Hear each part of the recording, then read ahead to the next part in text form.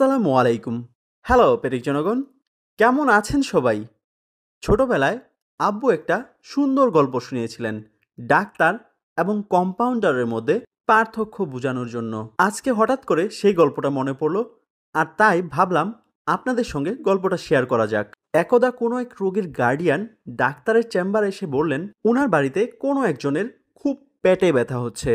আর তখনই ডাক্তার ওনার সহযোগীকে নিয়ে চলে গেলেন রোগীর বাড়িতে এবং সেখানে গিয়ে দেখলেন রোগী পেটের ব্যথায় কাতরাচ্ছে। তখন তিনি আশেপাশে দেখে খাটের নিচে দেখতে পেলেন অনেকগুলা তেঁতুলের বিচি এবং খোসা পড়ে আছে।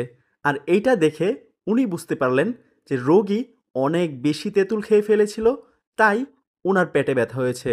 তখন তিনি বললেন, এত বেশি তেঁতুল খেলে তো পেটের ব্যথা হবেই। তারপর ডাক্তার সাহেব রোগীকে কিছু ওষুধ দিয়ে তার অফিসে ফিরে আসলেন।